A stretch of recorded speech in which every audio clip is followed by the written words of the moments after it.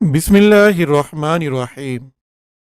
नाजरीन, आज के इस वीडियो में हम बात करेंगे ड्रैगन ट्रायंगल या डेविल सी के बारे में, यानी कि शैतानी समंदर के बारे में। नाजरीन, शैतानी समंदर ऐसे मौजू है जो आप मुख्तलिफ अंदाज में सुनने और पढ़ते चले आ रहे होंगे। अफसानवी किस्से, खौफनाक दास्तानें, नाकाबिले यकीन वाक़ियात, तारीख़ी शहादतें, इन सब को इस तरह गडमड कर दिया गया है कि पढ़ने वाला किसी सही नतीजे पर नहीं पहुंच पाता, बल्कि गैर शऊरी तौर पर इसके लाशऊर में ये एक ऐसी दास्तान की शक्ल इख्तियार कर जाता है जिसमें कुछ तजस्सुस, कुछ खौफ और कुछ नए हकाइक और कुछ अफसानवी किस्से शामिल होते हैं। लेकिन हकीकत क्या है और एक मुसलमान को इस मसले को किस रोशनी में देखना चाहिए? नीज जो कुछ दुनिया के सामने इस इलाके के बारे में बताया जा रहा है, क्या ये सब अफसाना है यह हकीकत? अगर हकीकत है तो फिर इस पानी के अंदर ऐसा क्या है जो आज तक हजारों अफराद को निगल गया? सैकड़ों जहाज गायब हो गए, किसी का कुछ पता ना चल सका। क्या इबलीस के साथ इसका कोई ताल्लुक है या काना दज्जाल इस इलाके में मौजूद है? आज इसी पुरअसरार टॉपिक पर हम बात करेंगे, तो वीडियो को आखिर तक देखें और चैनल को सब्सक्राइब कर दें।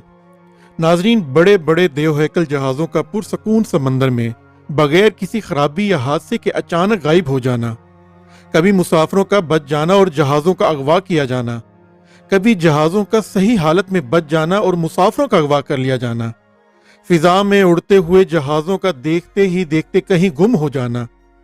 नाजरीन, ये सब ऐसे वाक़यात हैं जिनकी तशरीह आज तक दिल को मुतमईन नहीं कर सकी। इनका गायब होना इस कदर तेज होता कि तैयारों के पायलट या जहाज के कप्तान को इमरजेंसी पैगाम भेजने की मोहलत भी नहीं मिल पाती थी। इससे भी ज्यादा हैरत की बात तो यह है कि गायब होने वाले तैयारों, जहाजों और मुसाफिरों का कभी कोई नामो निशान भी नहीं मिल सका। अगरचे बाज माहिरीन की तरफ से ये बताने की कोशिश की जाती रही है कि इस जगह समंदर के अंदर एक ऐसे तेज तूफान आते हैं जिनकी शिद्दत से ये जहाज टुकड़े टुकड़े हो जाते हैं और फिर हवाएं इनको दूर दराज के पानियों में बहा ले जाती हैं। लेकिन इस तशरीह को इंसानी जहन इसलिए तस्लीम नहीं कर सकता कि जदीद टेक्नोलॉजी के इस दौर में, जबकि माहिरीन समंदर की गहराइयों में पहुंचकर मछलियों और दीगर आबी जानवरों पर तहकीक के लिए इनके जिस्मों के साथ कैमरे लगाकर इनकी तमाम नकलो हरकत पर नजर रखते हैं, तो क्या आज तक वो बरमूदा ट्रायंगल में गायब होने वाले बड़े बड़े जहाज़ों का मलबा भी कहीं नहीं ढूंढ सके?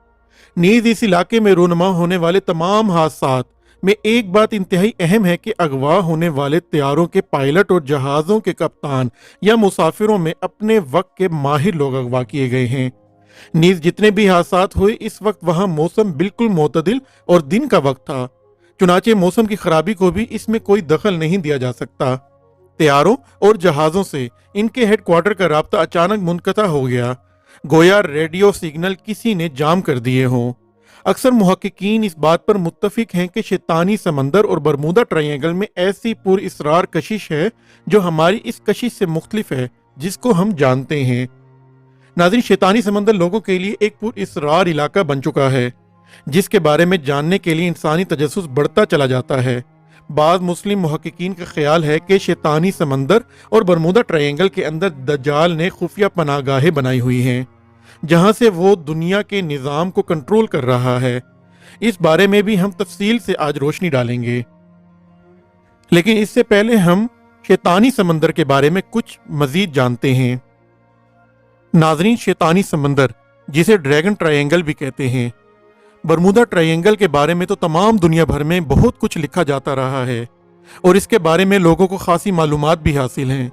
लेकिन बरमूदा ट्रायंगल की तरह पुरअसरार और हादसात के मरकज जापान का ड्रैगन ट्रायंगल या शैतानी समंदर के बारे में लोगों को बहुत कम मालूमात हैं। जापान के लोगों को इसके बारे में अच्छी तरह इल्म है और जापानी हुकूमत ने सरकारी ऐलान के जरिए लोगों को इस इलाके से दूर रहने का हुक्म जारी कर रखा है। लेकिन जापान से बाहर की दुनिया इसके बारे में कम ही जानती है। हालांकि बरमूदा ट्रायंगल की तरह यहाँ भी जहाज़ों, आबदोजों और तैयारों के गायब होने के वाक़यात बड़ी तादाद में होते रहते हैं, बल्कि मुहक्किकीन का ख्याल है कि यहाँ हादसात की तादाद बरमूदा ट्रायंगल से भी ज़्यादा है। यहाँ भी अगवा होने वालों की अक्सरियत माहिरीन, कप्तानों और हवाबाजों की रही है। बल्कि एक बात जो यहाँ ज़्यादा ख़तरनाक नज़र आती है वो ये है कि यहाँ गायब होने वाले जहाज़ और आबदोज़ों में ऐसे जहाज़ और आबदोज़े भी शामिल हैं जिनमें ख़तरनाक एटमी मवाद भरा हुआ होता है। नाज़रीन, बात करते हैं इस डेविल सी के मोहल्ले वक्कू के बारे में। ये इलाका बहरुल काहिल यानी कि पैसिफिक ओशन में जापान और फिलिपाइन के इलाके में है। ये ट्रायंगल जापान के साहिली शहर योकोहामा से फिलिपाइन के जजीरे गुआम तक और गुआम से फिर जापान के मारियाना जजायर तक, फिर मारियाना से योकोहामा तक बनती है। मारियाना जजायर पर दूसरी जंग अजीम में अमेरिका ने कब्जा कर लिया था। इस समंदर को जापानी लोग मानो उम्मी कहते हैं, जिसके मानी शैतान का समंदर है। नाजरीन, बरमूदा ट्रायंगल और शैतानी समंदर पर तहकीक करने वालों में एक बहुत मशहूर नाम चार्ल्स बरेल्ट का है। वो अपनी किताब द ड्रैगन ट्रायंगल में लिखते हैं कि 1952 से 1954 तक जापान ने अपने 5 बड़े फौजी जहाज इस इलाके में खोए हैं। अफराद की तादाद 700 से ऊपर है। इस मामा का राज जानने के लिए जापानी हुकूमत में एक जहाज पर 100 से ज़ायद साइंसदानों को सवार किया, लेकिन शैतानी समंदर का इस मामे को हल करने वाले खुद मामा बन गए। इसके बाद जापान ने इस इलाके को खतरनाक इलाका करार दे दिया। दूसरी जंग अजीम के दौरान बहरी लड़ाई में जापान को अपने 5 तैयारा बरदार जहाज़ों से हाथ धोना पड़ा। इसके अलावा 340 तैयारे, 10 जंगी जहाज, 10 जंगी कश्तियां, 9 स्पीड बोट और 400 खुदकश तैयारे भी इस तकोन के इलाके में तबाह हुए। जंग के दौरान इस नुकसान के बारे में आप कह सकते हैं कि ये सब दुश्मन इत्तेहादियों की जानिब से किया गया होगा, लेकिन इस बहरी दस्ते के बारे में क्या तशरीह की जाएगी जो इस इलाके में बगैर किसी हादसे के गायब हो गया। हालांकि अभी तक वहां ना तो अमरीकी और ना ही बरतानवी जहाज मौजूद थे। कम अज कम मैरीन की यही राय है कि ये तबाही खुले दुश्मन की जानिब से नहीं थी, क्योंकि एक मुहक्किक के बकौल ये बात इंतहाई मशकूक है कि इन जहाज़ों को दुश्मन ने डबोया हो, क्योंकि ये जहाज अपनी समंदरी हदूद में थे और जंग के इब्तिदा में वहां बरतानवी या अमरीकी जहाज नहीं पहुंचे थे। तो क्या ये कहा जा सकता है कि इस इलाके में कोई छुपी हुई कुव्वत भी मौजूद थी जो इस जंग में अमरीका और इसके इत्तेहादियों को कामयाब देखना चाहती थी? नाजरीन, डेविल सी या शैतानी समंदर में इतनी ज्यादा मुमासलत जानने के बाद क्या ये कोई मान सकता है कि ये महज इत्तफाक है? हरगिज नहीं। मशहूर मुहक्किक चार्ल्स बरेट कहते हैं कि बरमूदा ट्रायंगल और शैतानी समंदर में पुरअसरार तौर पर गायब हो जाना इत्तफाकी नहीं हो सकता, जबकि दोनों इलाकों में बिल्कुल मुमासलत पाई जा रही है। जहाज़ों और तैयारों के गायब होने में दोनों जगह एक ही नजरिया कार फरमा है। नाजरीन, डेविल सी या शैतानी समंदर में होने वाले चंद मशहूर हादसात के बारे में जानते चलें ताकि गायब होने वालों की तफसील मालूम हो जाए और ये भी पता चल जाए कि कौन से जहाज नामालूम हो गए। जापानी पेट्रोल बरदार जहाज कायोमारू 5 ये एक बहुत बड़ा पेट्रोल बरदार जहाज था जिसका अमला 31 अफराद पर मुश्तमिल था, जबकि इस पर 500 टन पेट्रोल लदा हुआ था। इनमें 9 साइंसदान भी थे। इस जहाज का अपने मरकज से आखिरी राब्ता 24 सितंबर 1952 को हुआ था। इसके बाद इसका कुछ पता नहीं चल सका कि ये कहाँ गायब हो गया। इसी तरह जापानी माल बरदार जहाज कुरोशिमारू 2 ये भी बड़ा माल बरदार जहाज था जिस पर 525 टन माल लदा हुआ था। इसको भी इसके हमले से मैं समंदर निकल गया और कोई सुराग नहीं मिल सका। इसका आखिरी राब्ता 22 अप्रैल 1949 को हुआ था। नाजरीन, इसी तरह फ्रांसीसी जहाज जिरानियम, इस जहाज ने 24 नवंबर 1974 को पैगाम भेजा कि मौसम खुशगवार है। इसके बाद ये जहाज अपने 29 अफराद पर मुश्तमिल अमले के साथ हमेशा के लिए कहीं गुमनामे खिदमत पर चला गया। अब बात करते हैं याना लोना जहाज के बारे में। ये माल बरदार जहाज लाइबेरिया का था। इस पर 13,616 टन वजन था और अमले की तादाद 38 थी। नवंबर 1971 में यह जहाज शैतानी समंदर की भेंट चढ़ गया। इसी तरह माल बरदार जहाज मास जोसार, यह जहाज भी लाइबेरिया का था। ऐनी शाहिदीन के मुताबिक ये जहाज शैतानी समंदर में था कि अचानक आग भड़क उठी, लेकिन ये आग जहाज के अंदर से नहीं बल्कि पानी से जहाज की तरफ बढ़ी। बहुत से लोगों ने इस वक्त इसकी तस्वीर निकाल ली जिसमें साफ नजर आ रहा कि जहाज के चारों तरफ पानी की लहरों में आग है। حیرت کی بات یہ ہے کہ اس جہاز میں کوئی قابل اشتعال مادہ نہیں تھا۔ اس سے بھی حیرت کی بات یہ ہے کہ جہاز کو گھیرنے والی آگ مثلث کی شکل میں تھی۔ اس میں 24 افراد سوار تھے۔ یہ واقعہ مارچ 1987 میں پیش آیا۔ اسی طرح مال بردار جہاز صوفیہ باباس، یہ جہاز ٹوکیو جاپان کی بندرگاہ سے روانہ ہوا اور تھوڑا چلنے کے بعد 2 ٹکڑوں میں تقسیم ہو گیا، لیکن غائب نہیں ہوا۔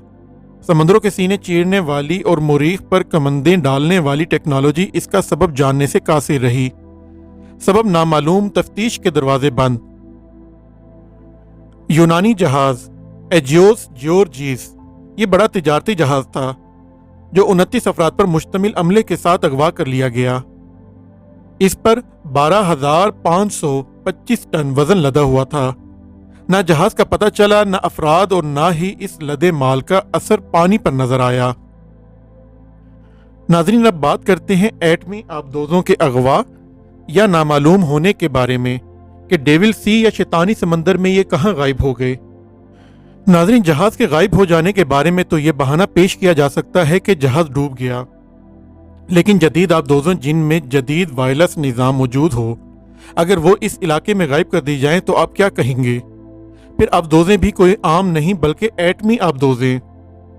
ذرا سوچئے اور تعجب کیجئے، کسی سپر پاور کی ایٹمی آبدوز بغیر کسی سبب کے غائب ہو جائے اور اس کی طرف سے کوئی خاطر خواہ پریشانی یا اضطراب دیکھنے میں نہ آئے، گویا جس نے دی تھی اسی نے واپس لے لی۔ اسی طرح روسی آبدوز وکٹر 1، یہ جدید ایٹمی آبدوز تھی۔